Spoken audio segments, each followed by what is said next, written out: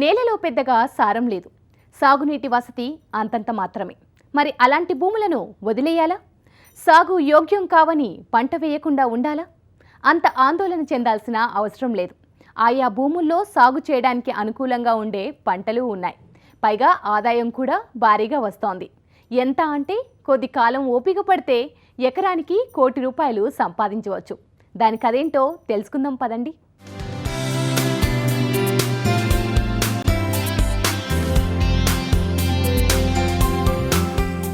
ఖర్చు తక్కువ, రాబడి ఎక్కువ, కూలీల అవసరం లేదు, యాజమాన్య పద్ధతులు కూడా పెద్దగా అవసరం లేదు. ఆదాయం రావటం 6 ఏళ్లకు మొదలవుతోంది. 80 ఏళ్ల వరకు దఫదఫాలుగా కల్ప దిగుబడి వస్తూనే ఉంటుంది. అది ఏంటని అనుకుంటున్నారా? మలబారు వేప. అత్యంత డిమాండ్ ఉండి సాగులో అతి తక్కువ విస్తీర్ణంలో ఉన్న మరో పంట శ్రీగంధం. ఈ రెండింటినీ సాగు చేస్తే 12 ఏళ్ల వరకు వేచి చూడగలిగితే ఎకరానికి ₹1,00,00,000 మన సొంతం అవుతాయి.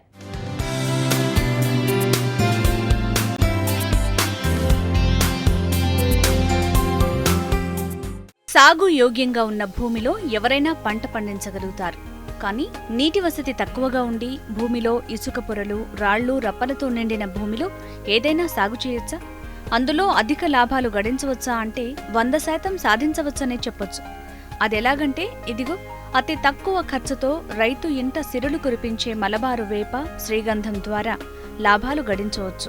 4.5 ఎకరాల్లో మలబార్ వేపను శ్రీగంధం మొక్కలు 2 కలిపి నాటుకోవడం జరిగింది.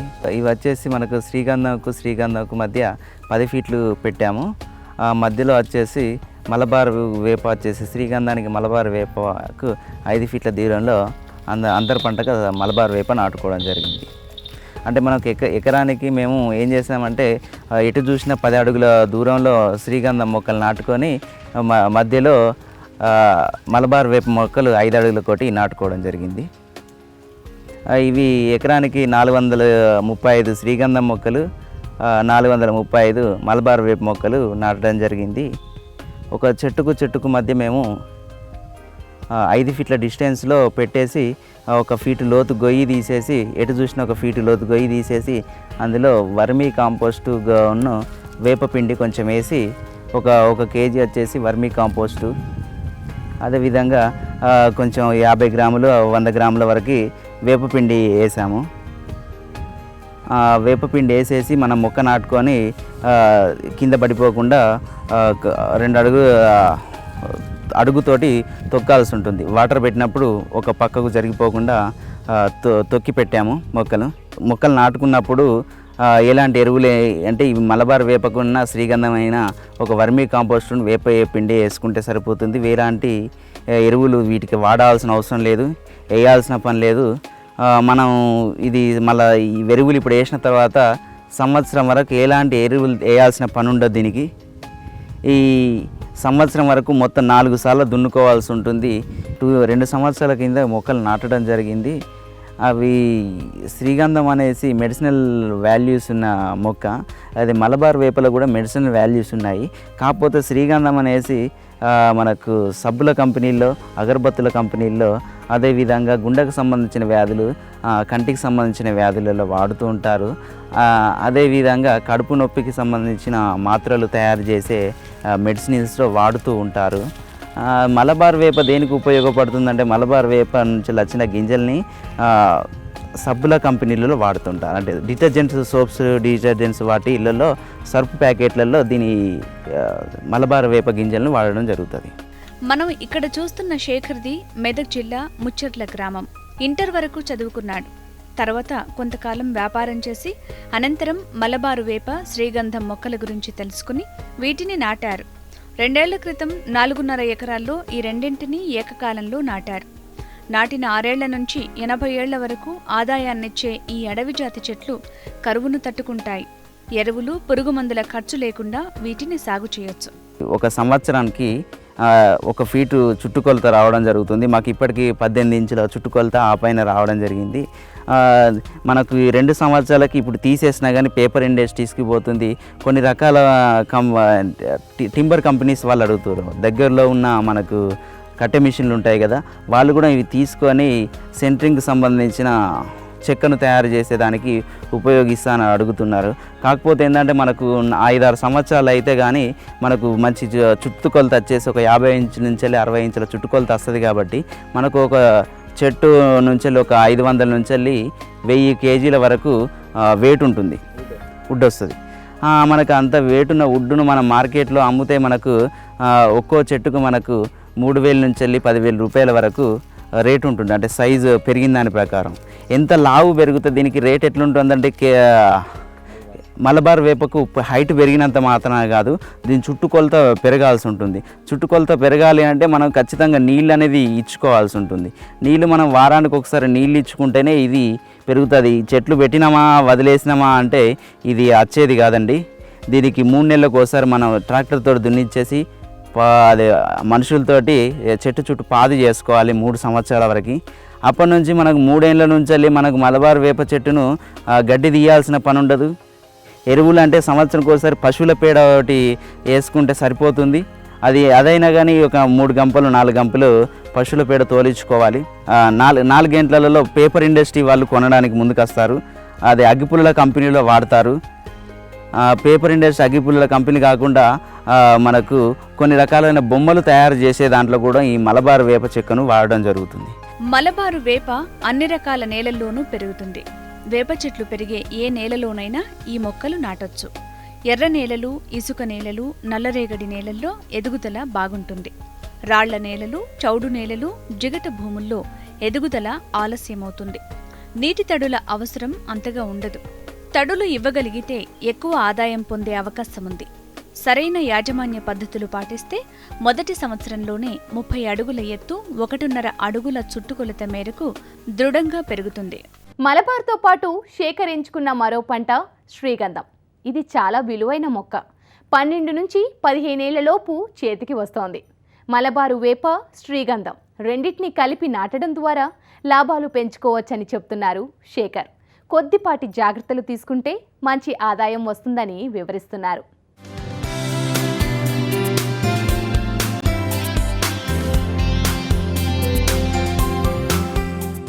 ఎటు 10 అడుగుల దూరంతో శ్రీగంధం మొక్కలు నాటారు శేఖర్. 2 మొక్కల మధ్య మలబారు వేప మొక్కలు నాటారు. ఇలా ఎకరానికి 435 మలబారు వేప మొక్కలు, 435 శ్రీగంధం మొక్కలు నాటుకోవచ్చు. ఇలా నాటడం వల్ల ప్రతి 5 అడుగులకు ఒక మొక్క వస్తుంది. ఈ మొక్కలకు డ్రిప్ ద్వారా నీరందిస్తున్నారు. అయితే నీటిని ఎక్కువగా ఇవ్వరాదు. నీరు ఎక్కువైతే మొక్కలు చనిపోయే ప్రమాదం ఉందనే విషయాన్ని ఈ రంగంలోకి కొత్తగా వచ్చేవాళ్లు గ్రహించాలి. మలబార్ వేప అనేది తెలుగు రాష్ట్రాలలో ఇప్పుడిప్పుడే 4 సంవత్సరాల నుంచి 3 సంవత్సరాల నుంచి మా జనాల్లోకి వచ్చింది. తమిళనాడు ఇదివరకు తమిళనాడు, కర్ణాటక రాష్ట్రాలలో కూడా విపరీతంగా పండించడం జరిగింది. దాని యొక్క ఆదాయాలను అంచనా వేసుకొని మనం ఈ మలబార్ వేపను సాగు చేస్తున్నాము. ఈ మలబార్ వేప ఎర్ర నేలలు, అది నల్ల నేలలైనా పండించుకోవచ్చు. అలాగే సౌడు ఉన్న భూములలో పెట్టుకోకూడదండి. సౌడు ఉన్న భూములలో పెట్టుకున్నా కానీ వస్తుంది, కానీ అంత మనం ఆశించినంత దిగుబడి రాకపోవచ్చు. సైజు పెరగదు. కర్ర అనేది చుట్టుకొలత అనేది పెరగదు. మనకు కావాల్సింది చుట్టుకొలతనే. కాబట్టి దుబ్బ భూములు, ఇసుక భూములు, కంకర భూముల్లో కూడా నాటుకోవచ్చు. సైజు అందులో మంచిగా నీరు అనేది పెట్టంగానే ఇనికిపోయే భూములు అయితే మంచిగా అనుకూలంగా ఉంటుంది. నల్ల భూములు అయితే నీళ్ళు ఇనుకుపోవడం లేటుగా అవుతుంది. అదేవిధంగా సౌడు కూడా అవశేషాలు ఉంటాయి. కాబట్టి ఆ భూములలో మనం పెట్టుకోకూడదు. శ్రీగంధం మనం ఎలాంటి నెలలైనా పెట్టుకోవచ్చు. ఇది కూడా సౌడు నెలలో పెట్టద్దు. సౌడు నెలలో పెడతా అంటే ఈ మొక్కలు చిన్న వయసులో ఉన్నప్పుడు చనిపోయే అవకాశాలు ఎక్కువ ఉంటాయి. కాబట్టి ఎర్ర నేలలు, దుబ్బ నేలలు, ఇసుక నేలలలో అలాగే సౌడు నేలి నేలలను నాటుకోవాల్సి ఉంటుంది. శ్రీగంధం వల్ల మలబారు వేప కాంబినేషన్ వల్ల మొక్కలు నాటుకోవడం వల్ల మనకు ఆదాయం 6 సంవత్సరాల్లో మనకు మలబార్ వేప నుంచి పొందుతాము. 12 ఏళ్లకు మనకు 15 ఏళ్లకు 12 ఏళ్లకు మధ్యలో శ్రీగంధం మనకు రిటర్న్స్ రావడం జరుగుతుంది. అంటే 9 ఏళ్ల నుంచి ఇది పౌడర్ రూపంలో వాడకానికి ఉంటుంది. 10 సంవత్సరాలు 12 సంవత్సరాల్లో ఆయిల్ రూపకానికి మంచి డిమాండ్ ఉంటుంది. ఆయిల్ శాతం పెరుగుతున్నది. ఇదే భూమిలో మనం పెట్టిన పంటలోనే అంతర పంటలు వేసుకోవచ్చు. కూరగాయలు పండించుకోవచ్చు. కొత్తిమీర కానీ వెజిటేబుల్స్ ఏమైనా మనం పండించుకోవడానికి ఉన్నది. మిర్చి కానీ, టమాటా కానీ, వంకాయలు కానీ. పప్పు దినుసులకు వచ్చేసి కంది కానీ, పెసర్లు కానీ ఒక 2 సంవత్సరాల వరకు వేసుకోవస్తుంది. తర్వాత నీడ రావడం జరుగుతుంది. కాబట్టి పప్పు దినుసులు అంతగా ఆశించినంత మనకు దిగుబడి రాకపోవచ్చు. 12 ఏండ్ల వరకు మనం వేసుకోవాలి అంటే ఎలాంటి పంటలు ఉన్నాయంటే కొత్తిమీర నీడకు పండుతుందండి, టమాటా కూడా నీడకు పండుతుంది, ఎక్కువ సూర్యరశ్మి అవసరం ఉండదు, తక్కువ నీడలో ఉండే ఎక్కువ దిగుబడి పొందే అవకాశం ఉంటుంది మనకు టమాటా కొత్తిమీర వల్ల కూడా. వేసవిలో భూమిని లోతు దుక్కులు దున్ని చదును చేయాలి. మలబారు వేప మొక్కలను జూన్ నుంచి మార్చి వరకు ఎప్పుడైనా నాటుకోవచ్చు. అన్ని వైపులా ఫీటు ఉండేలా చూసుకుని గుంత తవ్వి మొక్క నాటాలి. ఒక్కో గుంతలో 1/4 కిలో వర్మి కంపోస్ట్ వేసి గుంత పూడ్చాలి. ఆ తర్వాత నీరు పోసి మొక్క నాటాలి. వీటి సాగుకు పెద్దగా పెట్టుబడి అవసరం లేదు. చీడపీడల బెడద తక్కువే. ఈ మొక్కలు కరువు, ప్రకృతి వైపరీత్యాలను తట్టుకుంటాయి. మలబార్ వేపకు సంవత్సరం నుంచి మనం కొమ్మలు కట్ చేయడం స్టార్ట్ చేసుకోవాలి. ఎక్కువ దూరంలో కొమ్మలు పెరగనియకుండా స్ట్రేట్గా హైట్ వెళ్ళే విధంగా మనం ఎప్పటికప్పుడు కొమ్మలు కట్ చేసుకుంటే హైట్ పెరగడంతో పాటు మనకు లావు పెరగడం కూడా స్టార్ట్ అవుతుంది కొమ్మలు కట్ చేసుకోవడం ద్వారా. మనకు 2 సంవత్సరాలకు మనకు 30 అడుగుల పైన మనకు మలబార్ వేప వెళ్ళడం జరుగుతుంది. శ్రీగంధం వచ్చేసి 12 ఏండ్లకు గాను 20 అడుగులు 25 అడుగులే మించదండి. ఒక్కసారి మలబార్ వేప మనం నాటిందంటే 80 సంవత్సరాలు 12 సార్లు కట్ చేసుకోవడానికి ఉంటుంది. ఒక సంవత్సరంలో మలబార్ వేప ఇప్పుడు నా ఫస్ట్ స్టార్టింగ్ నాటినాం, దాని నుంచి మనం 6వ సంవత్సరం మలబార్ వేప కట్ చేసుకోవడం ద్వారా మళ్ళీ సెకండ్ మొక్క నాటకుండా మనకు 2-3 చెట్లు మనకు పైకి రావడం జరుగుతుంది. అందులో ఒక చెట్టు ఉంచుకుంటే ఎక్కువ గ్రోత్ ఉంటుంది, 2 చెట్లు ఉంచుకుంటే 2 ఒక రకంగా సన్నగా పెరుగుతాయి. చాలామంది ఏం చేస్తున్నారంటే ఇప్పుడు 2-3 చెట్లు ఉంచుకుంటున్నాం, అట్లా ఉంచుకోకూడదు. ఒక చెట్టు మాత్రమే ఉంచుకోవాలి. మళ్ళీ సెకండ్ వచ్చే పంటకు ఒకటి మాత్రమే ఉంచుకోవాలి. ఫస్ట్ వచ్చిన దానికన్నా ఎక్కువ ఆదాయం ఉంటుంది. ఎందుకోసం అంటే మొత్తం ఏర్లు అనేది భూమిలో పారకపోయి ఉంటాయి కాబట్టి దానికి కావాల్సినంత ఆహారం తీసుకోగలుగుతుంది త్వరగా. చిన్న వయసు నుంచెల్లే దానికి కావాల్సిన ఆహారం పెద్ద మొత్తంలో అందడం ద్వారా స్పీడ్గా మొక్క అనేది ఎదుగుతుంది. ఇప్పుడు మలబార్ వేప మొక్కలు, శ్రీగంధం మొక్కలు చాలామంది నా దగ్గరికి అడగడం జరిగింది. వాళ్ళందరికీ కూడా మొక్కలు అనేది సప్లై చేయడం జరిగింది. మలబార్ వేప, శ్రీగంధం మొక్కలతో పాటు డ్రిప్ ఇరిగేషన్ కూడా పెట్టిస్తున్నాం మేము. మొక్కలు నాటే విధానంలో కూడా కావాల్సిన మెలకువలు, కావాల్సిన ఎరువులు కూడా ఇవ్వడం జరుగుతుంది. డ్రిప్ ఇరిగేషన్ సబ్సిడీ పైన మలబార్ వేపకు, శ్రీగంధం మొక్కలకు రావడం లేదు కాబట్టి చాలామంది రైతులు సొంతంగానే పెట్టుకోవడం జరుగుతుంది. ఇదివరకు శ్రీగంధం మీద, మలబార్ వేప మీద, మొక్కల మీద 75% సబ్సిడీ ఇవ్వడం జరిగింది. కానీ ఇప్పుడు ప్రభుత్వం అనేది అందరు కమర్షియల్గా వాడుకోవడం వలన ఈ వ్యవసాయ కూరగాయలు మాత్రమే 90% డ్రిప్ ఇరిగేషన్ అనే సబ్సిడీ ఇవ్వడం జరుగుతుంది. మొక్కలకు కావాల్సిన ఈ ఎర్రచందనం, శ్రీగంధం ఇలాంటి మొక్కలకు, మలబార్ వేప మొక్కలకు సబ్సిడీ అనేది ఎత్తివేయడం జరిగింది కాబట్టి సొంతంగానే రైతులు పెట్టుకోవడానికి ముందుకు రావడం జరుగుతుంది. అదే శ్రీగంధం చెట్లు మనకు 12 ఏండ్ల కటింగ్కి వస్తాయి. ఒక్కో చెట్టు నుంచి 20 కేజీల గంధం అనేది రావడం జరుగుతుంది. ప్రజెంట్ మార్కెట్లో శ్రీగంధానికి కేజీ 14,600 ఉన్నదండి మార్కెట్ రేటు. మనకు ఇంచుమించు 14,000 లేకపోయినా రైతు వారికి ఒక 10,000 రూపాయలు కేజీకి వచ్చినా కానీ, ఒక చెట్టు నుంచి మనకు మీద బెరడు మొత్తం చెక్కేసినా కానీ లోపల సహజ సిద్ధమైన గంధము మీద లోపల సాగా మనకు 20 కేజీల వరకు, 25 కేజీల వరకు వస్తుంది. 25 కేజీలు కాకపోయినా 20 కేజీలు తీసుకున్నా కానీ మనకు ఒక్కో చెట్టు నుంచి 2 లక్షల రూపాయలు మనం ఎక్స్పెక్ట్ చేయొచ్చు. అదే ఏర్ల నుంచి, వేర్లు ఉంటాయి కదా, వేర్ల నుంచి కూడా మనకు ఒక 10 కేజీల గంధం రావడం జరుగుతుంది. దాని నుంచి కూడా 1 లక్ష రూపాయల వరకు మనం ఆదాయం పొందొచ్చు. నాటిన 2 ఏళ్ల వరకు కలుపు పెరగకుండా చూసుకుంటే చాలు. ప్రతి సంవత్సరం ఒక్కో చెట్టుకు 10 కిలోల పశువుల ఎరువు వేసి భూమిలో కలియదున్నితే బలంగా పెరుగుతాయి.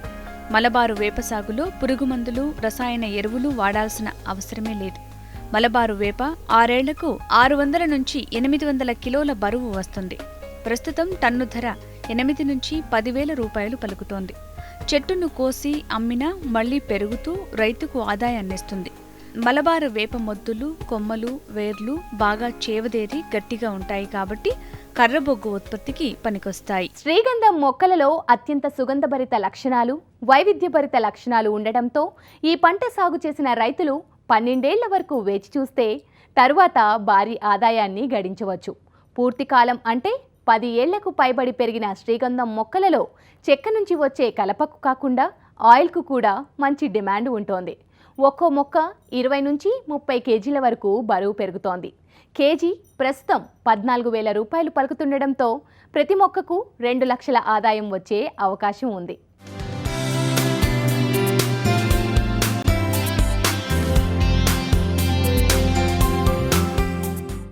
1 ఎకరాలో మలబారు వేప, శ్రీగంధం మొక్కలను సాగు చేస్తే 12 ఏళ్లలో మలబారు వేప 2 సార్లు చేతికొస్తుంది. శ్రీగంధం ఒకసారి మార్కెట్ చేసుకోవచ్చు. 2 దఫాల్లో మలబారు వేపకు 30 లక్షల రూపాయలు, శ్రీగంధం మొక్కలను విక్రయించడం ద్వారా 80 లక్షల రూపాయలు, మొత్తం ₹1,00,00,000 రావటానికి అవకాశముంది. ఇంతటి ఆదాయం వ్యవసాయంలో మరే పంటలో సాధించలేమనేది శేఖర్ చెప్తున్న మాట. శ్రీగంధానికి మెయింటెనెన్స్ వచ్చేసి మొక్క నాటినప్పుడు వర్మి కాంపోస్ట్ ఒకటి వేసుకుంటాము.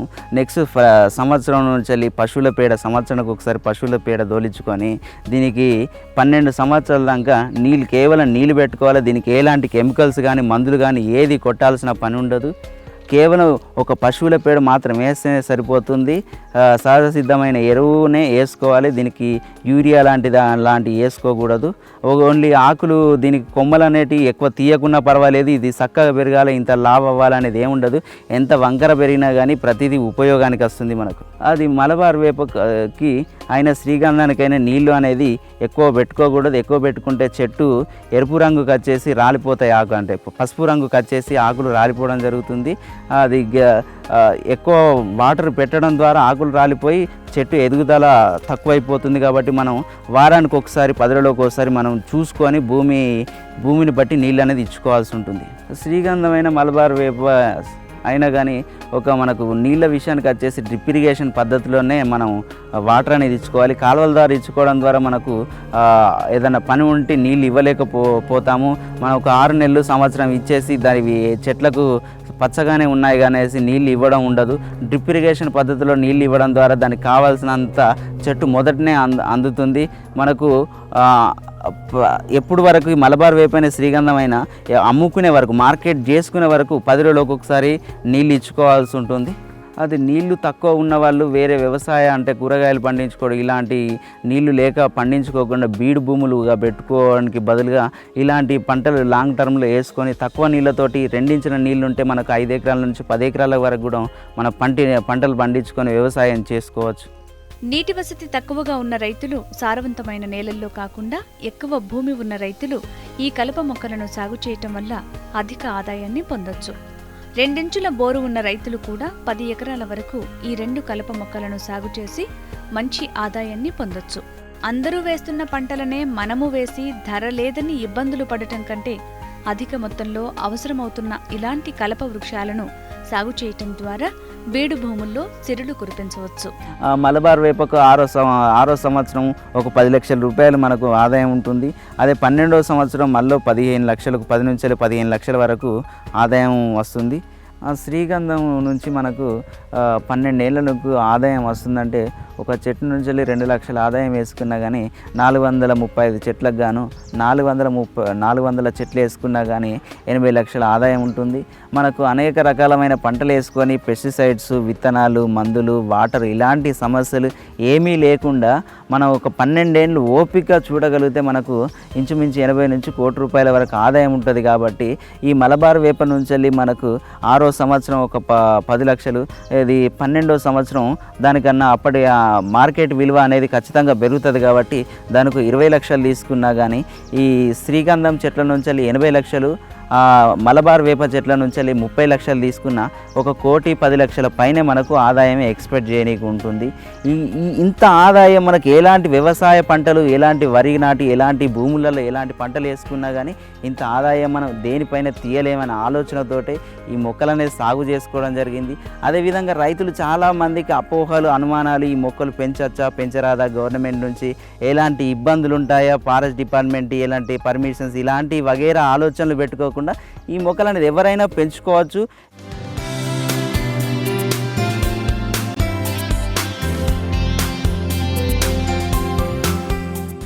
వాణిజ్య పంటలు, నేలలో అధిక సారం అవసరమయ్యే పంటలు వేయడానికి వీలు లేని భూముల్లో ఇలాంటి పంటలు వేసుకోవడం లాభదాయకం. దీర్ఘకాలంలో భారీ లాభాలు పొందవచ్చు. ఈ విషయాన్ని రైతులు గ్రహించాలి.